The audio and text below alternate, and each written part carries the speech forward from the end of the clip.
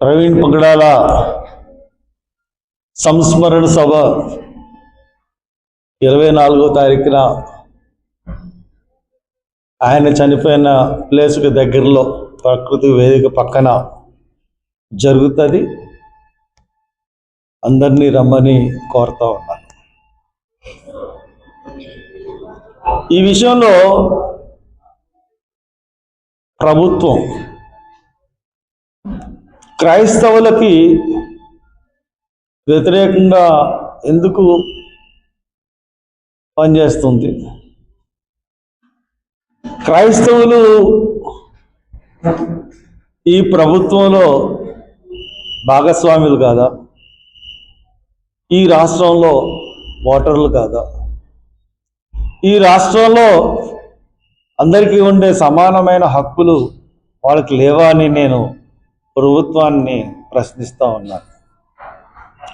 ఎందువల్లంటే ఇక్కడ police department వ్యవహరించే తీరు మీ ప్రభుత్వం దృష్టికి వస్తుందో లేదో నాకైతే తెలియదు, కానీ ఒకసారి ప్రెస్ ద్వారా తెలియజేయాలని అనుకుంటున్నాను. మీరు క్రైస్తవుల్ని ఆకట్టుకుందామని మీరు పాస్టర్లకు ఇవ్వాల్సిన గౌరవ వేతనం 7 నెలలు ఒకసారి ఇచ్చారు ప్రభుత్వం.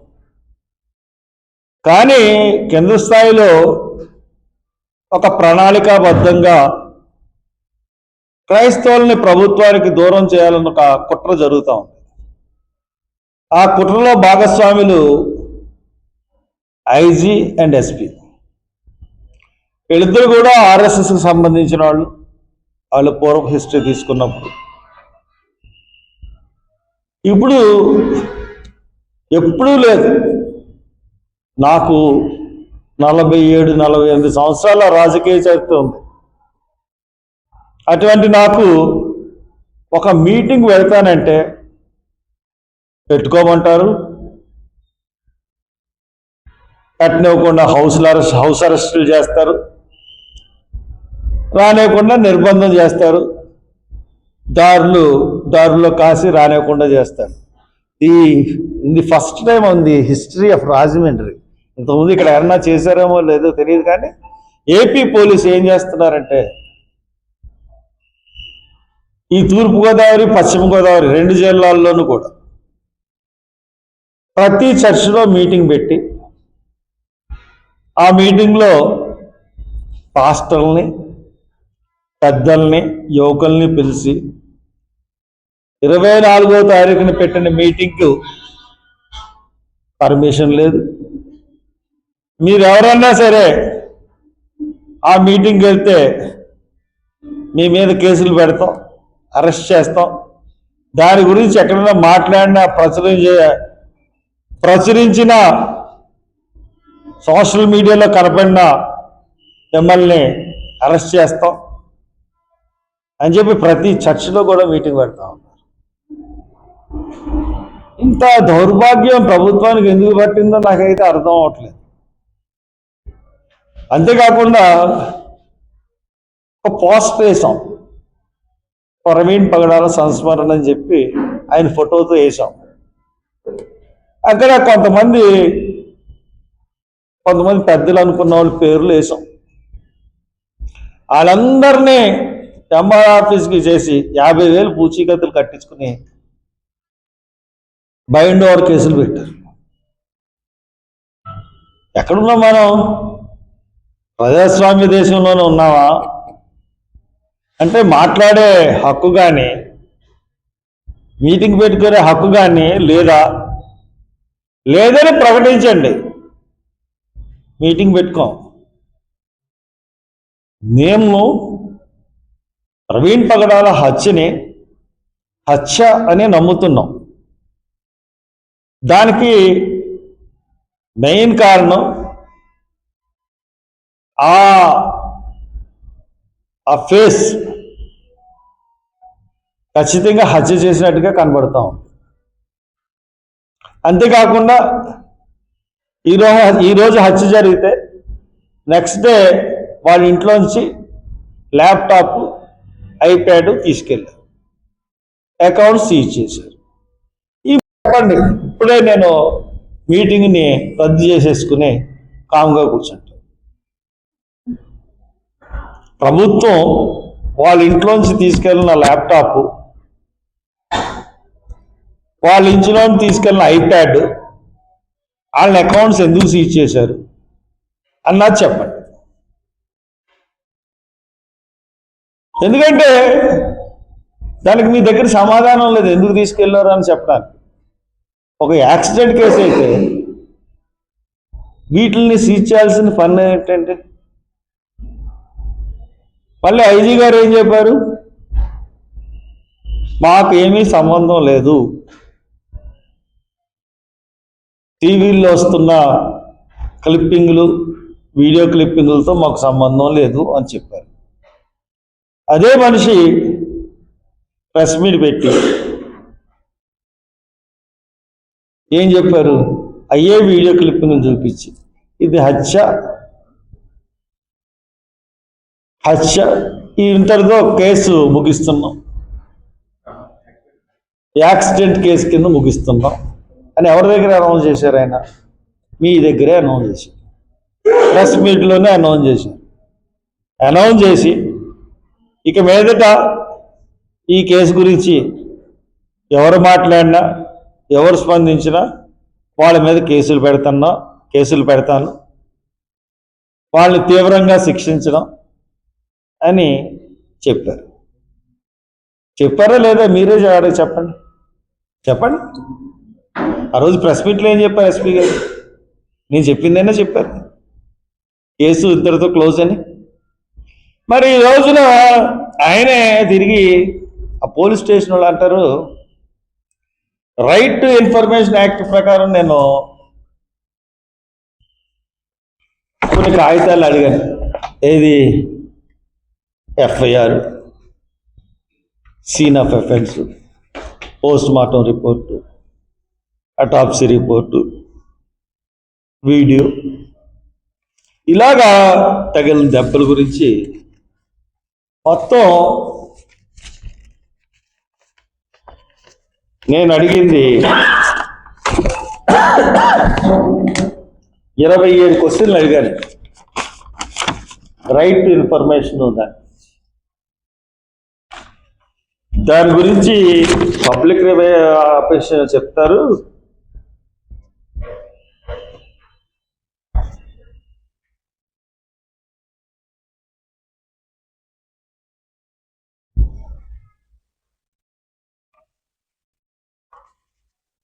లేదంట, ఇవన్నీ పబ్లిక్ డాక్యుమెంట్స్ కాదంట,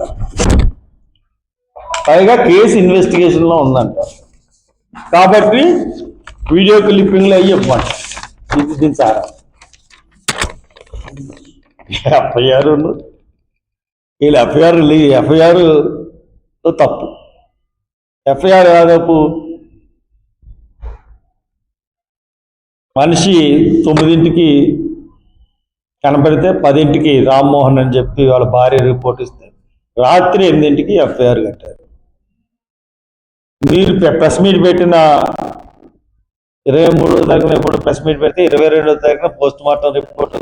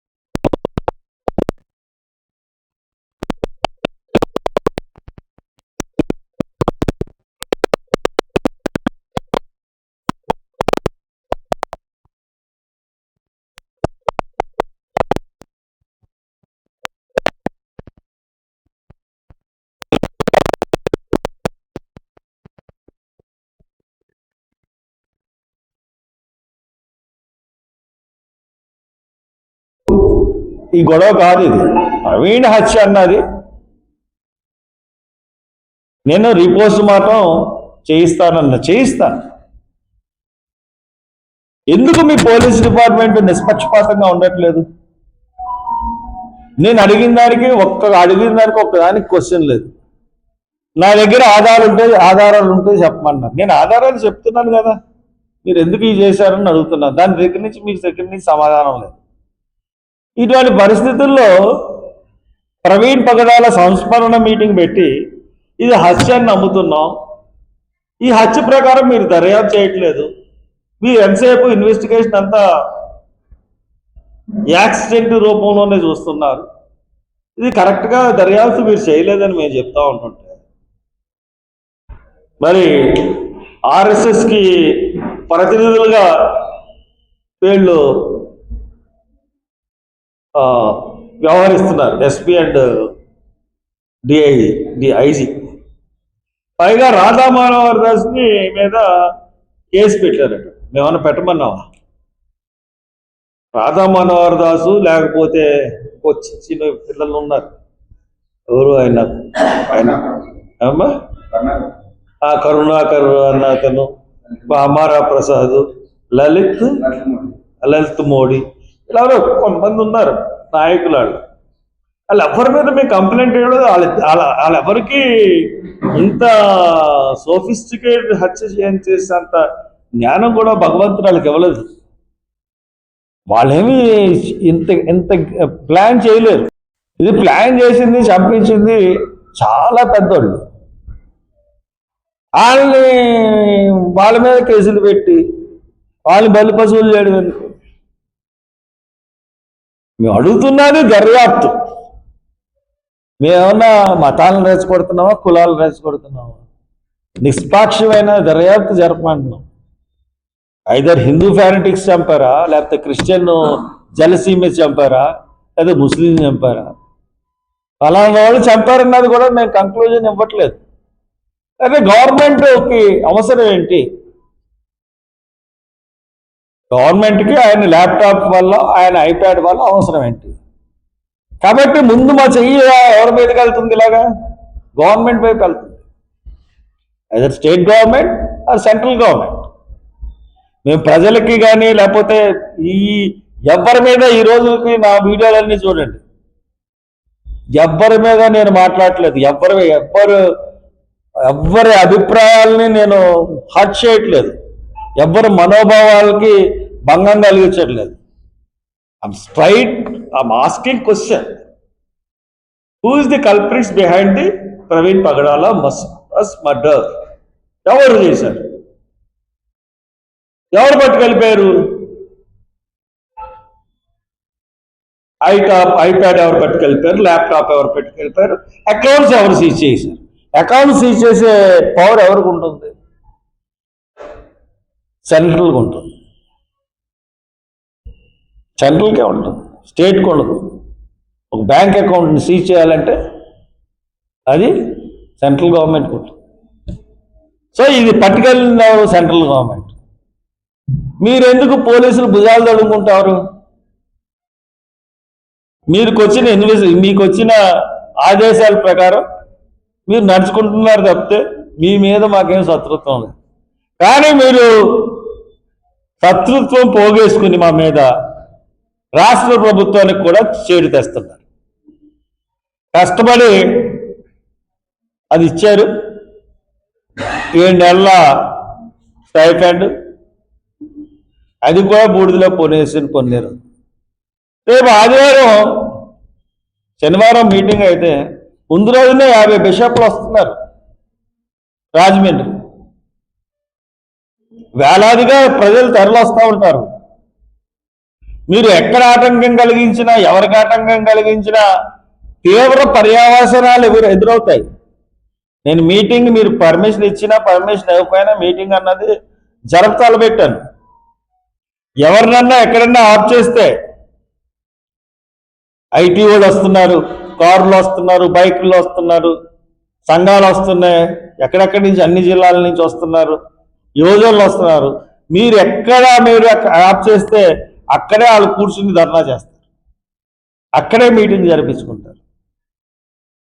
రాష్ట్రం అంతా అల్లుకోలంలో అయిపోతుంది. దానికి బాధ్యత రాజమండ్రి పోలీసు వహించవలసి వస్తుంది. పర్మిషన్ ఇవ్వండి. ఎవ్వరి మనోభావాల్ని రెచ్చగొట్టే ప్రసంగాలు